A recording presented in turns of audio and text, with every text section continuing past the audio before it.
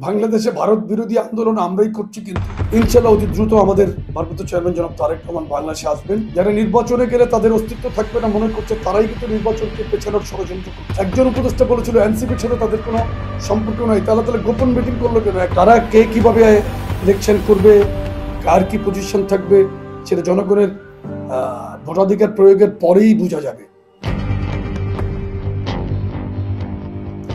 Chairman সাহেব ইনশাল্লাহ দ্রুতই আসবেন, আমি আশা করি।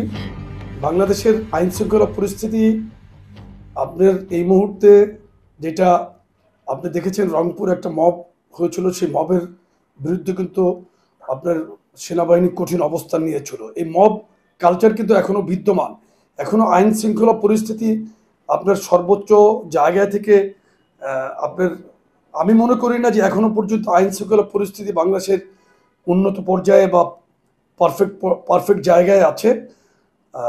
সেই সমস্ত চিন্তা করছি আমরা। ইনশাল্লাহ অতি দ্রুত আমাদের ভারপ্রাপ্ত চেয়ারম্যান জনাব তারেক রহমান বাংলাদেশে আসবেন। ওনার বাংলাদেশের বাইরে কোনো ওনার ঠিকানা নেই। উনি অন্য কারো মতো কিন্তু ব্রিটিশ পাসপোর্টও নেই, নাগরিকত্বের জন্য কিন্তু অ্যাপ্লাই করেন নাই। সুতরাং আপনি বুঝতে হবে উনি দেশে ফিরে আসার জন্য কিন্তু সার্বিকভাবেই মানসিকভাবে প্রস্তুত হয়ে আছেন। সময় মতো উনি ইনশাল্লাহ বাংলাদেশে ফিরবেন। তো চেয়ারম্যান জনাব তারেক রহমান ক্লিয়ার বার্তা দিয়েছেন, নির্বাচন ডিসেম্বরেই চেয়েছেন উনি, এবং ডিসেম্বরে নির্বাচন জনগণও চায়। ডিসেম্বরের মধ্যে নির্বাচন করা সম্ভব আমরাও মনে করি। এই ডিসেম্বরের নির্বাচনকে আমরা, আমাদের নির্বাচনী কাজ কিন্তু আমাদের সাংগঠনিক কাজের মাধ্যমেই কিন্তু আমাদের নির্বাচনী কাজ চলছে। নির্বাচনী কাজে আমরা ইতিমধ্যেই যে মানুষের পক্ষে যে কোনো, আপনি দেখেন গত পরশুদিন সিরাজগঞ্জে গতকালকে চেয়ারম্যান সাহেব দুটো ছাত্রকে সহযোগিতার হাত বাড়িয়ে দিয়েছেন ইউনিভার্সিটিতে ভর্তির ব্যাপারে। খুব শুধু কুয়েটের দুটো ছাত্রকে না, দুই ভাই। এটা মানুষের পাশে থাকা এবং মানুষের পাশে থাকছেন, জনগণের পাশে থাকছে বিএনপি। এটার মাধ্যমেই তো আমরা যে জনসম্পৃক্ত দল, নির্বাচনী কাজ তো আমাদের চলছেই, নির্বাচনের জন্যই আমরা মাঠে থাকছি। এটা ইতিমধ্যে চলছে এবং ডিসেম্বরে নির্বাচন করা সম্ভব।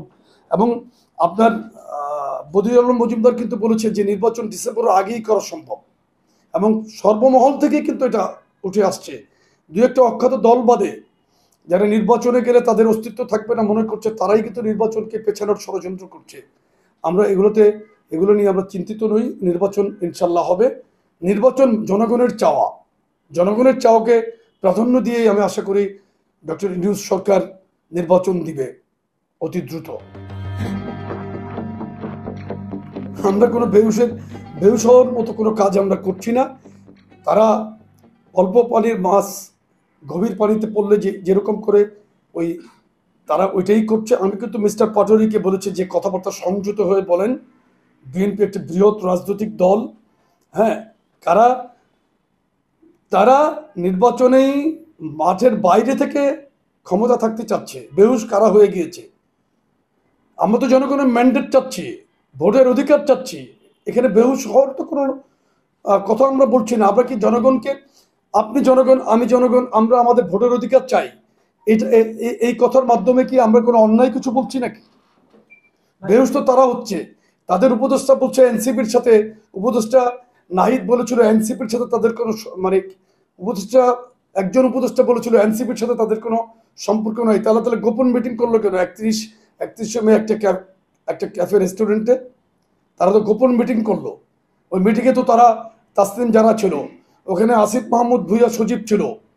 তাহলে কারা কথার বরখেলাপ করছে? তারা তো কোনো রাজনৈতিক আচরণ করছে না।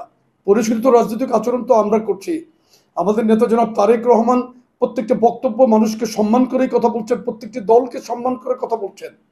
বাংলাদেশে ভারত বিরোধী আন্দোলন আমরাই করছি, কিন্তু দেখেন উপদূতাবাসে হামলার পর কেউ লং মার্চ করে নাই, আমরা করেছি। আখাউড়া সীমান্ত পর্যন্ত 0 পয়েন্ট পর্যন্ত আমরাই গিয়েছি।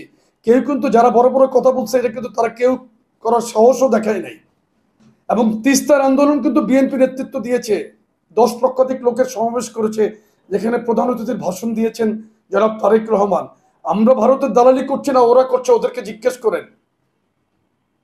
আমরা কিন্তু হিপোক্রেট না, আমরা কিন্তু যা বলছি তাই করছি। এবং জিয়াউর রহমান সাহেবও কিন্তু ভারতের ফারাক্কা বিরোধী লং মার্চ করিয়েছিলেন মাওলানা ভাসানীকে দিয়ে। সুতরাং আমরাই ভারত বিরোধী অবস্থানে আছি। আমরা প্রতিবেশীর সাথে সুসম্পর্ক রাখতে চাই।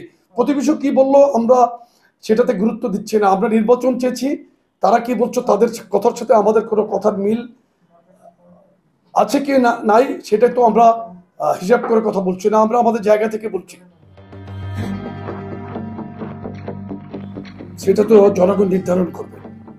এই ব্যাপারে আমি কোনো আগাম মন্তব্য করতে পারতেছি না, কারণ এখানে আমি কিছু বুঝতে পারতেছি না। যে কারণ এখানে যারা বিরোধী দলের মতো পর্যায়ে আছে তাদের আচার আচরণ, কথাবার্তা, রাজনৈতিক বক্তব্য সকালে একরকম, 2 ঘন্টা পরে আরেক রকম, এভাবে চলছে। সুতরাং আমি এখানে এখনো আমার রাজনৈতিক চিন্তা চেতনা এখনো আমি মেলাতে পারছি না।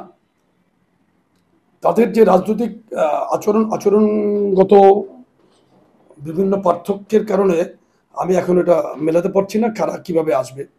এখানে অনেক ধরনের রাজনৈতিক দল আছে,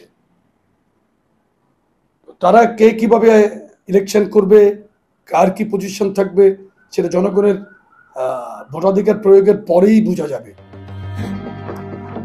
সেটা তো দলের সর্বোচ্চ মহল থেকে সিদ্ধান্ত নেবেন।